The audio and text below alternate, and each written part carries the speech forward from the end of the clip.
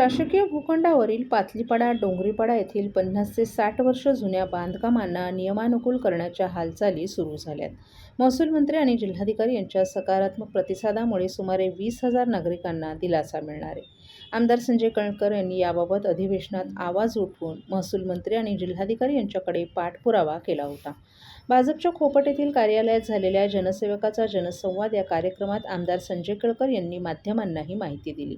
पातलीपाडा, डोंगरीपाडा येथे शासकीय भूखंडावर गेल्या 50 ते 60 वर्षांपासून सुमारे 4,000 कुटुंब राहत असून ते ग्रामपंचायतीच्या काळापासून आजतागायत कर भरतायत. महापालिकेनं त्यांना विविध सुविधाही दिल्या आहेत. मात्र अचानक या कुटुंबांना शासकीय भूखंड असल्याचं सांगून जिल्हा प्रशासनाकडून घरं खाली करण्याच्या नोटिसा बजावण्यात आल्यानं ही कुटुंब हवालदिल झाली होती. याबाबत त्यांनी आमदार संजय कळकर यांच्याकडे व्यथा मांडल्यानंतर केळकर यांनी अधिवेशनात आवाज उठवून सेक्शन 51 प्रमाणे ही बांधकामं नियमानुकूल करण्याची मागणी केली आहे. त्यांनी महसूल मंत्री चंद्रशेखर बावनकुळे आणि ठाणे जिल्हाधिकाऱ्यांशी चर्चाही केली होती. याबाबत महसूल विभागाकडून सकारात्मक प्रतिसाद मिळाल्याची माहिती केळकर यांनी दिली आहे. धर्मवीरनगर येथील BSOP इमारती नादुरुस्त झाल्या असून नुकताच येथील लिफ्ट कोसळून काही रहिवासी जखमी झाले होते. या इमारतीची तातडीनं दुरुस्ती करण्यास अधिकाऱ्यांना सांगितलं असून लवकरच दुरुस्तीच्या कामाला सुरुवात होणार असल्याची माहिती केळकर यांनी दिली आहे. कंत्राटदारांनी हजारो कंत्राटी कामगारांचा विमा काढला नसल्यानं त्याचा फायदा जखमी कंत्राटदारांना मिळत नाही. कामावर असताना एक कामगार नुकताच जखमी झाला, मात्र विमा अभावी कामगाराला या सुविधेचा लाभ मिळाला नाही. अशावेळी कंत्राटदार आणि महापालिका प्रशासन ही जबाबदारी ढकलते. याचबरोबर 7व्या वेतन आयोगाप्रमाणे प्रलंबित देणी, अनुकंपा, फायलेरिया विभागातील कर्मचाऱ्यांना वारसा हक्क, शिक्षकांचे प्रश्न याबाबत यापूर्वी आयुक्तांसोबत बैठक झाली होती. त्यावेळी आयुक्तांनी स्पष्ट निर्देश दिल्यानंतरही अधिकाऱ्यांनी अंमलबजावणी केली नसल्याचं केळकर यांनी सांगितलं. याबाबत पुन्हा एकदा अधिकाऱ्यांना स्पष्ट सूचना दिल्याचंही त्यांनी सांगितलं.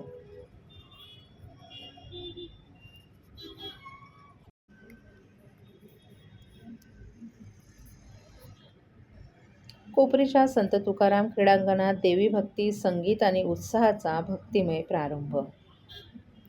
ठाण्यात चैत्र नवरात्रोत्सवाच्या उत्साहाला भक्तिमय वातावरणात प्रारंभ झालाय. राज्याचे उपमुख्यमंत्री एकनाथ शिंदे यांच्या माध्यमातून ठाणे पूर्व कोपरी येथील संत तुकाराम क्रीडांगणात धर्मवीर श्री आनंद दिघे प्रतिष्ठान आयोजित चैत्र नवरात्रोत्सवात पहिल्याच दिवशी भक्ती संगीताच्या सुरेल कार्यक्रमानं वातावरण भक्तिरसात न्हाऊन निघालं. यावेळी उपस्थित भाविक रसिक महिलांनी तर मंडपातच फेर धरून मातृशक्तीच्या सुरेल सादरीकरणाला दाद दिली. चैत्र शुद्ध प्रतिपदा अर्थात गुढीपाडव्याच्या शुभ मुहूर्तावर दुपारी उपमुख्यमंत्री एकनाथ शिंदे यांनी चैत्र नवरात्रोत्सवात देवीची प्राणप्रतिष्ठापना करून सहकुटुंब विधिवत पूजन केलं. काल सायंकाळी ठाण्याच्या महापौर शर्मिला पिंपळकर यांच्या हस्ते देवी मातेची विधिवत आरती करण्यात आली. यावेळी शिवसेना कल्याण जिल्हाप्रमुख गोपाल लांडगे, ठाणे महापालिकेचे अतिरिक्त आयुक्त संदीप माळवी, प्रकाश कोटवानी, राहुल लोंढे यांच्यासह अनेक शिवसेनेचे पदाधिकारी, कार्यकर्ते आणि भाविक मोठ्या संख्येनं उपस्थित होते.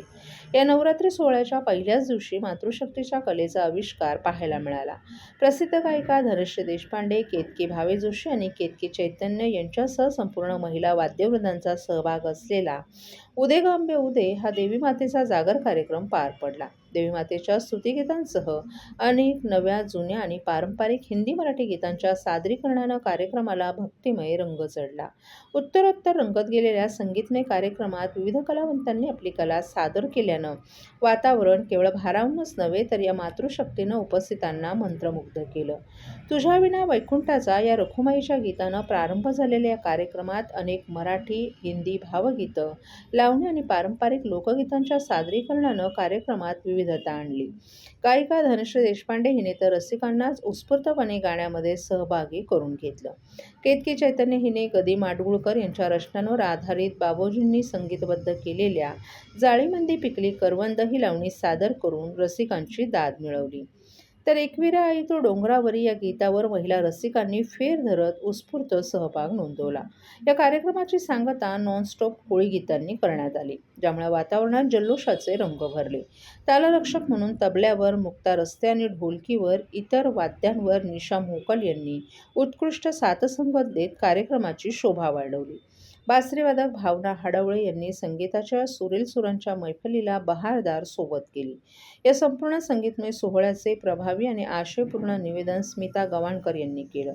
चैत्र नवरात्रोत्सवाच्या पहिल्याच दिवशी भक्ती, परंपरा आणि संगीताचा संगम अनुभवायला मिळाल्यानं ठाणेकरांमध्ये उत्साहाचं वातावरण निर्माण झालं होतं.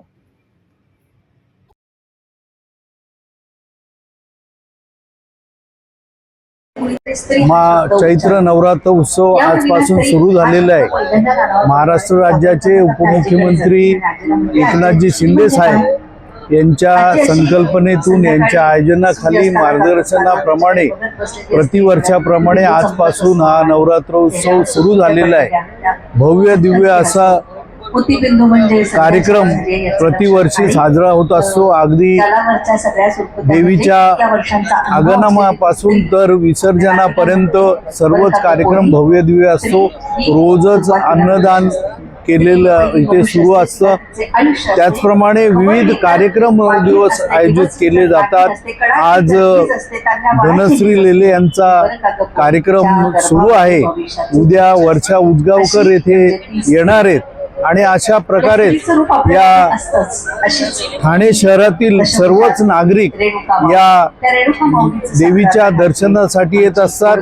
या देवीच्या नवरात्र उत्सवाचं एक परिक्रमा या रात्रंदिवस सुरू असतात आणि नागरिक त्यामध्ये सहभागी होतात. दिवसेदिवस हा नवरात्र उत्सव अगदी मोठ्या प्रमाणामध्ये आणि देवी भक्तांच्या प्रतिसादाप्रमाणे जोरात सुरू असतो.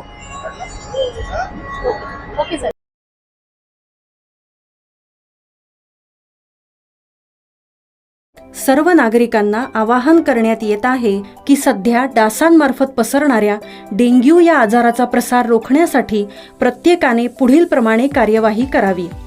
डेंग्यू आजार एडिस इजिप्ती हा डास चावल्याने होतो. या डासांची पैदास साचलेल्या किंवा साचवलेल्या स्वच्छ पाण्यामध्ये होते.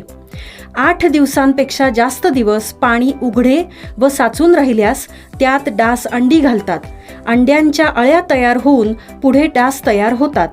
यासाठी आपल्या घरातील पाणी साठे, उदाहरणार्थ बॅरल्स, पिंपे, टाक्या, हौद, रांजणे इत्यादी दर आठवड्याला रिकामे करून घासून पुसून कोरडे करून पुन्हा भरावे. 1 दिवस कोरडा दिवस म्हणून पाळावा. पाणी साठ्यांना घट्ट झाकणे बसवावीत किंवा जुनी साडी, चादर, धोतर यांनी बांधून झाकून ठेवावीत, म्हणजे डास त्यात जाऊन अंडी घालणार नाहीत. घराच्या गच्चीवर, आजूबाजूला, अंगणात कोठेही पाणी साचू देऊ नये. भंगार सामान उघड्यावर टाकू नये. उदाहरणार्थ टायर्स, प्लास्टिक सामान, कुंड्या, टाकाऊ वस्तू इत्यादी. अशा सामानात पावसाचे पाणी साठून त्यात डेंग्यूच्या डासांची पैदास होते. घरातील कूलर्स, फ्रीजच्या पाठीमागील ट्रे हे देखील वेळोवेळी कोरडे करावेत. लक्षात ठेवा, नुसत्या फवारणीने डास घनता कमी होत नाही, तर त्यासाठी डास पैदास ठिकाणे नष्ट करणे ही आपल्या सर्वांची जबाबदारी आहे. कोणताही ताप अंगावर न काढता जवळच्या शासकीय रुग्णालयात मोफत औषधोपचार घ्या. अशा प्रकारे नागरिकांनी सहकार्य केल्यास डेंग्यूचा प्रसार रोखणे सहज शक्य आहे.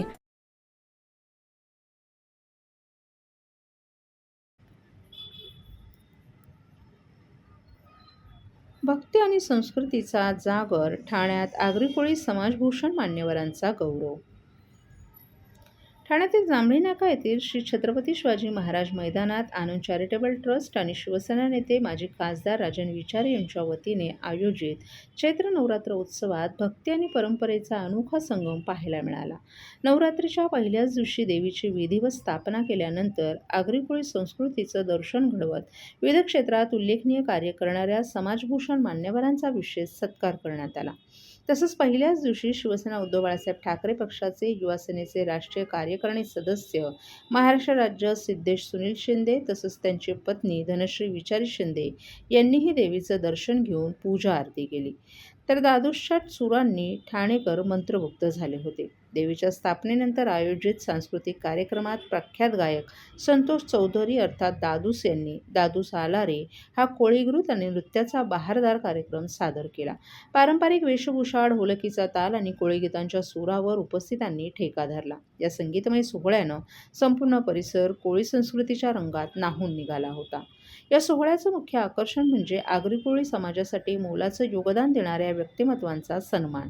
ठाणे, नवी मुंबई आणि मीरा भाईंदर परिसरातील मान्यवरांचा राजन विचार यांच्या हस्ते सन्मान करण्यात आला. यामध्ये योगेश कोळी, अभिजित कोळी, नूतन ठाणेकर, जयेंद्र कोल्हापकर, प्रफुल्ल नाखवा, तुषार म्हात्रे, अनंत गवळी आणि दक्षता तरे यांचाही समावेश होता.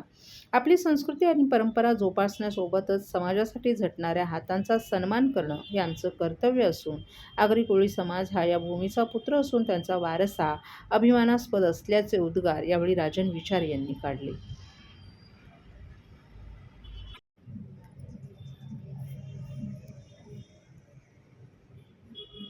ताराबागमध्ये श्री स्वामी समर्थ महाराज यांचा प्रकटदिन सोहळा संपन्न.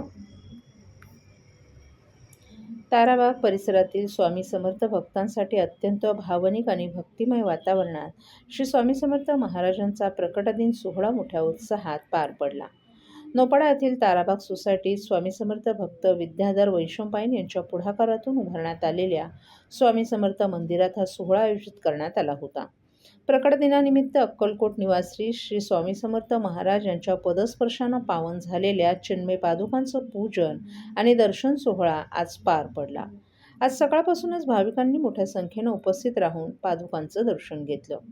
मंदिर परिसरात भक्तिभावाने ओथंबलेलं वातावरण यावेळी पाहायला मिळालं. अनेक भाविकांनी स्वामी समर्थ महाराज स्वतः आशीर्वाद देण्यासाठी उपस्थित असल्याचा भास होतो अशी भावना व्यक्त केली. या कार्यक्रमाला श्री स्वामी समर्थ भक्त मंडळ ठाणे तसेच आरशा विद्यालयास फाउंडेशन ठाणे यांचं सहकार्य लाभलं. मठाधीश पूज्य श्री गृहात्मानंद सरस्वती महाराज यांच्या उपस्थितीत पादुका पूजन सोहळा संपन्न झाला. ताराबाग येथे केवळ मंदिर उभारण्यात आलं नसून भक्त मंडळांचीही स्थापना करण्यात आली आहे. या मंडळाच्या माध्यमातून पुढील धार्मिक आणि सामाजिक उपक्रम राबवले जाणार असल्याची माहिती बाळा खोपकर यांनी दिली आहे. दरम्यान या पहिल्याच प्रकटदिन सोहळ्यानं मंदिरात स्वामींचा साक्षात वास असल्याचा अनुभव भाविकांना आलाय. भक्तीमधून समाधान आणि प्रसन्नता लाभते. त्यामुळे ठाणेकरांनी मोठ्या संख्येनं पादुकांचं दर्शन घ्यावं असं आवाहन आमदार संजय कळकर यांनी केले. गुढीपाडव्याच्या नंतर ताराबाग ही सोसायटी आहे त्या ठिकाणी वैशंपायन आमचे मित्र आहेत त्यांच्या पुढाकाराने स्वामींचा प्रकट दिन साजरा होतो. कायमस्वरूपी त्यांची मूर्ती देखील त्यांच्या सोसायटीच्या एंट्रन्सला आहे. शेवटी या भक्तीमधनंच माणसाला समाधान मिळतं, प्रसन्नता मिळते आणि त्या माध्यमातूनच त्याला काम करण्याची एक शक्ती आणि ऊर्जा प्राप्त होते. आणि त्यामुळे प्रकट दिनाच्या निमित्ताने देखील मी सर्व ठाणेकरांना आवाहन करेन की आपण अवश्य या प्रकट दिनाच्या निमित्ताने चिंतन करा आणि आशीर्वाद घ्या. नमस्कार, माझं नाव संजय आचार्य. ताराबाग सोसायटीमध्ये मी सेक्रेटरी या पदावर काम करतोय. या स्वामी समर्थांच्या पादुका जेव्हा यायचं हे ठरलं तेव्हापासून आम्ही तयारीला लागलो. ऑलमोस्ट 1.5 ते 2 महिना याच्यावर नियोजन चालू होतं. त्यामुळे गर्दीचं नियोजन करणं व्यवस्थित शक्य झालं. सगळे खुश आहेत आणि दरवर्षी स्वामींच्या पादुका घेऊन या असंच भक्तांचं म्हणणं आहे. धन्यवाद. आज स्वामी समर्थांचा प्रकट दिन आहे. ठाण्यामध्ये ताराबाग या बिल्डिंगमध्ये ही जी बिल्डिंग आहे ही विद्याधर वैशंपायन बांधकाम व्यावसायिक हे स्वतः स्वामी भक्त आहेत. त्यांनी 1 वर्षापूर्वी ठरवलं, हे 2रं वर्ष आहे स्वामी समर्थांच्या प्रकट दिनाचं वर्ष. त्यांनी भक्तिभावाने हे जे आता सुरू केलंय त्याचा आता एक उत्सव साजरा होतो इथे ठाण्यामध्ये. आणि स्वामींच्या प्रकट दिनाच्या दिवशी अक्कलकोटहून बाळाप्पा महाराजांच्या मंदिरातून पदस्पर्शाने त्या स्वामींच्या पदस्पर्शाने पावन झालेल्या पादुकांचं दर्शनात इथे दरवर्षी होत राहील. आणि त्याचं नियोजन आमच्या वैशंपायन साहेब आणि सर्व त्यांचे भक्त मंडळ आहे यांच्याकडून केलं जातं. त्याच्यासाठी आम्ही भक्त मंडळाची स्थापना सुद्धा देखील केली आणि लोकांचा उत्साह फार मोठा आहे आणि असाच चालत राहू अशी शुभेच्छा आम्ही सर्व भक्तांकडून.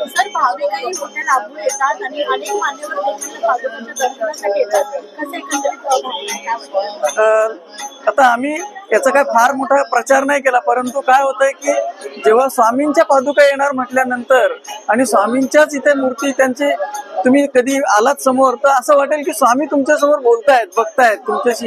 इतकी प्रसन्न मूर्ती आम्ही सोलापूरहून आणली होती. तर त्यामुळे काय की आता आजच गुजरातहून एक व्यक्ती आले की आम्हाला स्वामींच्या पादुका इथे येत आहेत. म्हणजे ह्याची महती हळूहळू भक्त मंडळच पसरवत आहेत. आता आज माजी गृहनिर्माण मंत्री प्रकाशभाई मेहता येत आहेत, ठाण्याचे स्थानिक आमदार संजय केळकर साहेब येऊन गेले, स्थानिक सर्व नगरसेवक येऊन जात आहेत. तर हे हळूहळू आता हा पसारा वाढत चाललोय, याचा आनंद आहे आम्हाला.